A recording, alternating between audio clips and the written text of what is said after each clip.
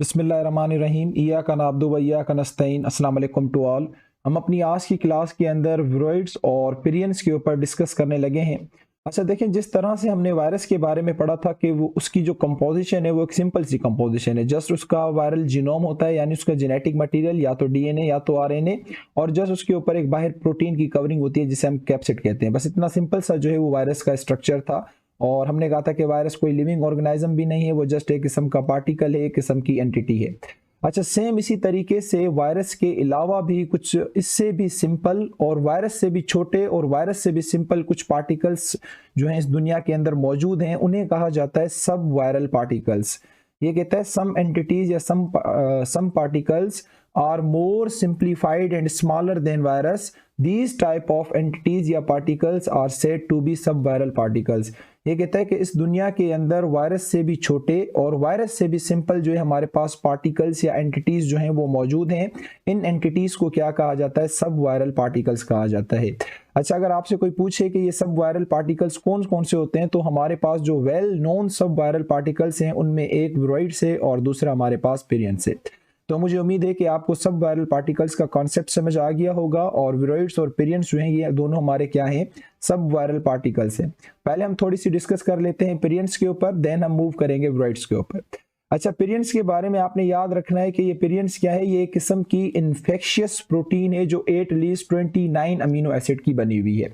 आप सब लोगों को पता है कि हमारे पास जो प्रोटीन होती है उसके जो मोनोमर होते हैं, जो सब यूनिट होते हैं, उन्हें अमीनो एसिड कहा जाता है। जो भी प्रोटीन होती है वो अमीनो एसिड की बनी हुई होती है। तो ये जो पिरियन है ये किस्म की प्रोटीन तो है, लेकिन ये नॉर्मल प्रोटीन नहीं है, ये इन्फेक्शियस प्रोटीन है। और इसके अंदर आपको 29 किस्म के क्या मिलते हैं? अमीनो एसिड मिलते हैं।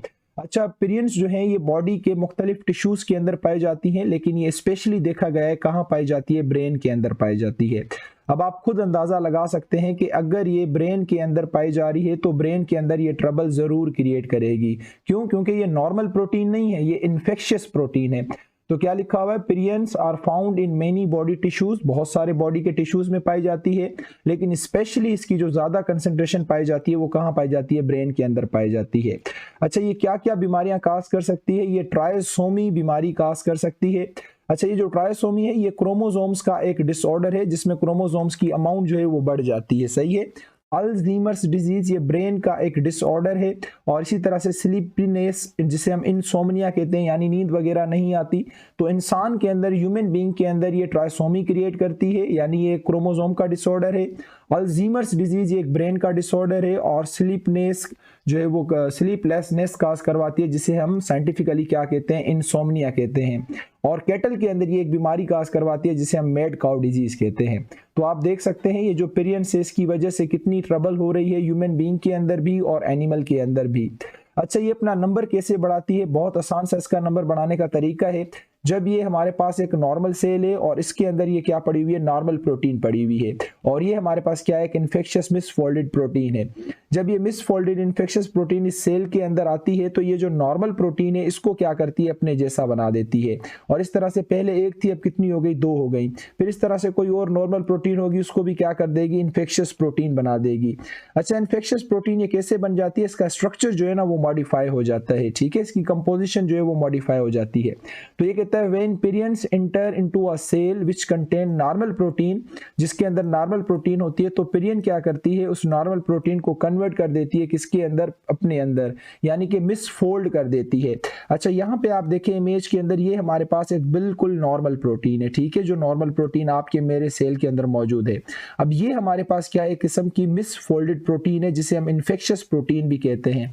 अब ये क्या करती है? जिस भी सेल में जाती है उसको मिसफोल्ड करके अपने जैसा पिरियन बना देती है और अपने नंबर को ये क्या करती रहती है? इंक्रीज करती रहती है। और जो नॉर्मल प्रोटीन्स होती हैं उनको इन्फेक्शियस बनाती रहती है और इस तरह से पूरे सेल के अंदर ये क्या काज करती है? ट्रबल काज करती है। तो मुझे उम्मीद है जो पिरियंस हमारे पास सब वायरल पार्टिकल है इसके बारे में आप लोगों को समझ आ गया होगा अच्छे तरीके से।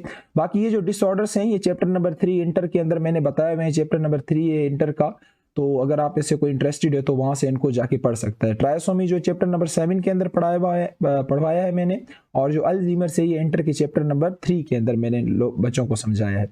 अच्छा, उसके बाद नेक्स्ट जो है वो हमारे पास क्या है? विरोइड्स है। जिस तरह से हमने कहा कि पिरियंस हमारे पास एक छोटा सा सब वायरल पार्टिकल है। सेम इसी तरीके से विरोइड्स भी हमारे पास एक छोटा सा क्या है, पार्टिकल है।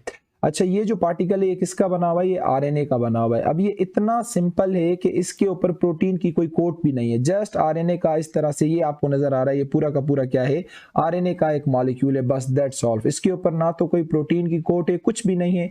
और तकरीबन भी कितने न्यूक्लियोटाइड्स का बना हुआ है, 220 से लेके 400 न्यूक्लियोटाइड्स का बना हुआ है। देखें ये कितना सिंपल है। Viroids are a very teeny molecules of necked circular RNA। ये सिर्फ और सिर्फ क्या होगा, आरएनए होगा और नेक्ड होगा, मींस इसके ऊपर कोई कवरिंग नहीं होगी। 220 से लेके 400 न्यूक्लियोटाइड्स का बना हुआ है। That do not have any capsid, मैंने बताया कि इसके ऊपर किसी भी किस्म की कैप्सिड नहीं होती। ये बहुत ज़्यादा छोटा होता है और बहुत ज़्यादा सिंपल होता है, जिस तरह से हमारे वायरसेस वगैरह होते हैं। अच्छा, विरोइड्स के अंदर ये एबिलिटी नहीं है कि ये कोई प्रोटीन वगैरह बनाए, इसके अंदर ये ऐसी कोई भी एबिलिटी नहीं है। हालांकि इसके पास आरएनए का मॉलिक्यूल मौजूद है, लेकिन इसके पास ये एबिलिटी नहीं होती कि ये किसी भी सेल के अंदर जाके वहाँ पे अपनी प्रोटीन वगैरह बनाए, नहीं। ये जस्ट क्या करता है, प्लांट सेल, अच्छा और मज़े की बात ये मोस्टली देखा गया है, ये प्लांट सेल के ऊपर क्या करता है, अटैक करता है। तो जब ये प्लांट सेल के अंदर जाता है तो उसी के एंजाइम्स को इस्तेमाल करता है और अपने नंबर को क्या करता है, इंक्रीज करता है। जब ये प्लांट के सेल के अंदर जाता है तो प्लांट के अंदर ये क्या ट्रबल क्रिएट करता है, प्लांट के मेटाबॉलिज्म को डिस्टरप्ट करता है। और उसके अलावा जो प्लांट की नॉर्मल ग्रोथ होती है उसको जाके ये क्या कर देता है, स्टंट कर देता है, उसकी ग्रोथ को क्या कर देता है, रोक देता है। तो ये हमारे पास सब वायरल पार्टिकल्स थे। एक हमारे पास स्पिरियंस था, दूसरा हमारे पास विरोइड्स था। तो मुझे उम्मीद है कि ये दोनों आप लोगों को समझ आ गए होंगे। इंशाल्लाह नेक्स्ट क्लास के अंदर हमारे पास इस चैप्टर का सेकंड लास्ट टॉपिक बचेगा, जिसका नाम HIV है। एड्स के बारे में आप लोगों को मैं समझाऊंगा। तब तक के लिए अल्लाह हाफिज़, अपना बहुत सारा ख्याल रखिएगा।